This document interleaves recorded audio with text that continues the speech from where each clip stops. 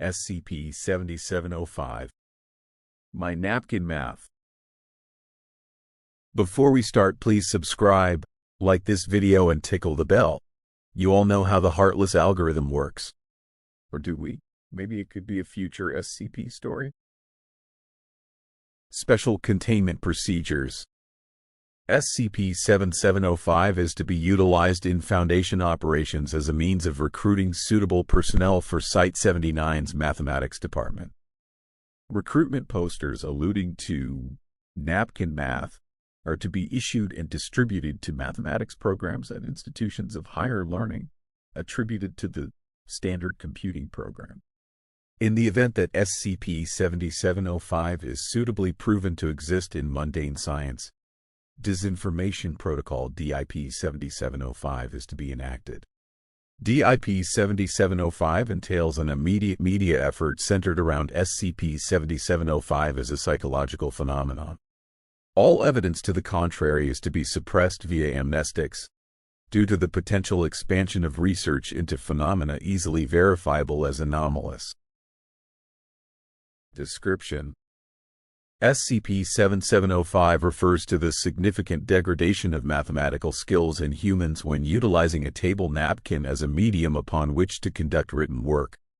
SCP-7705 is believed to result in at least $26.5 million USD in financial losses per year, as well as at least 2 recorded fatalities in human spaceflight.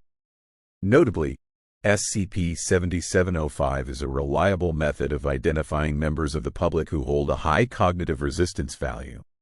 Therefore, the derivative napkin test is to be administered to all personnel entering the Mathematics Department, stationed at Site-79. SCP-7705 is also believed to instill a higher degree of confidence than usual in calculations inscribed on a napkin. Numerous cases of violence rooted in mathematics have since been traced to SCP-7705. There are 3 well-documented instances of violence originating with SCP-7705. On August 11, 1983, Dr. Andrea Sherman, professor of mathematics at Indiana University, reportedly became agitated while dining in the cafeteria.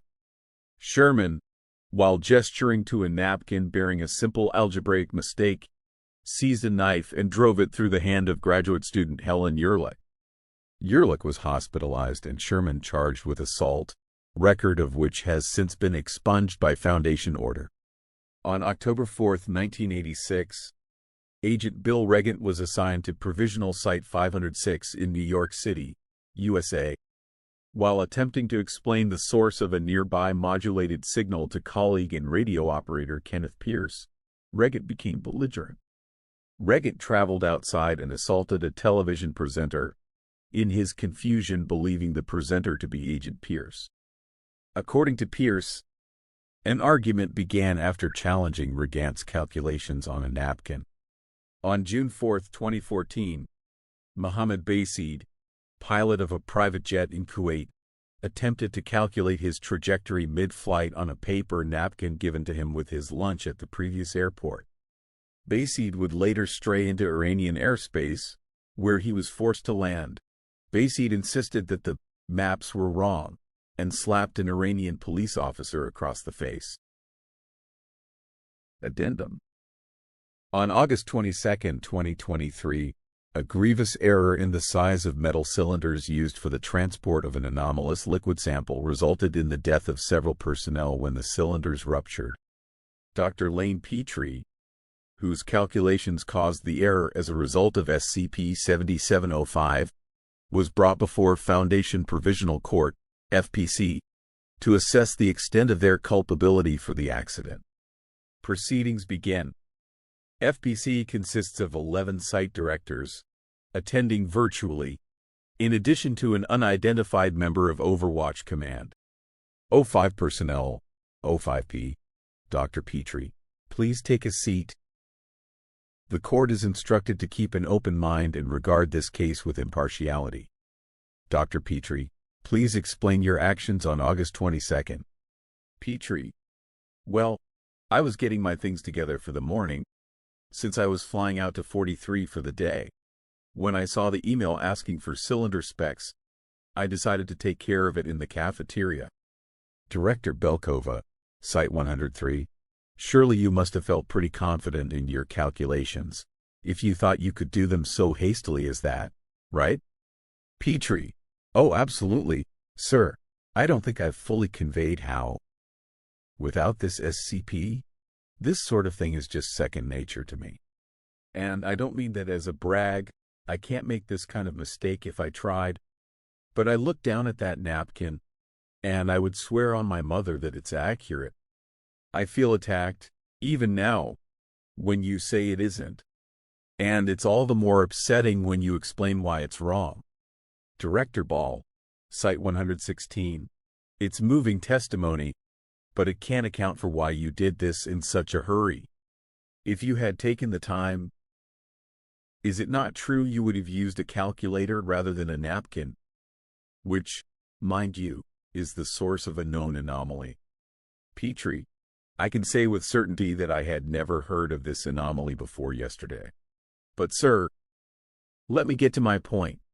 I don't think the napkin is the source of the anomaly. I think it's me. Ball. I'm sorry, you. Petrie. August 11th, 1983. Ball. The first instance of SCP-7705. Yes, it's on the file here. Petrie. Sir, that's my date of birth. Ball. I'd hardly call that conclusive. Independent of the source, I'd still like to know why you would take a shortcut on such a critical safety measure. Petrie. It's not, as I said before, a shortcut. This is something anyone, even without a math degree, should be able to do in a hurry. Ball. Well, this has been very interesting, but the idea of you being a harmless little SCP yourself, who needs our help rather than our ire, is just a tad convenient. Don't you think? 05P. Director, if you believe Dr. Petrie is acting in malice, please express your opinion privately. Ball. I'm going to ask for a motion to be done with this nonsense and call a verdict now. Overseer, please call for a motion. 05P.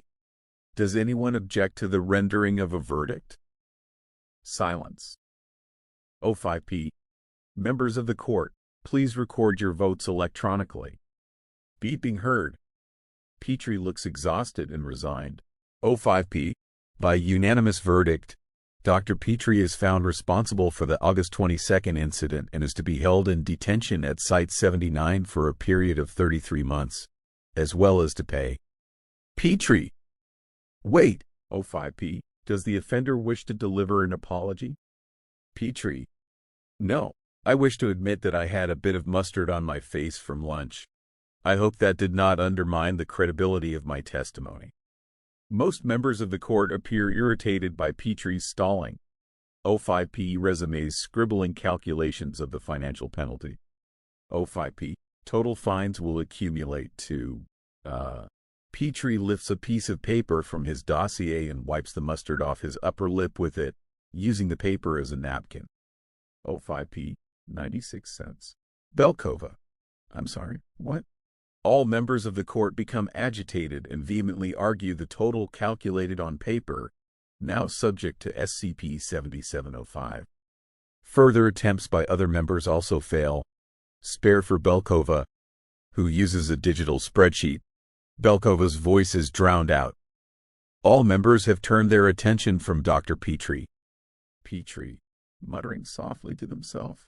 What kind of idiot would do math on a napkin? Dr. Petrie exits the room unobstructed, with a wry smile on their face. SCP-7705 is now uncontained, and Dr. Petrie's whereabouts are unknown. Preparations are underway to explain the sudden obsolescence of ordinary printer paper in mathematics. Thanks for watching. Please like, share, and comment. Subscribe and click the bell icon.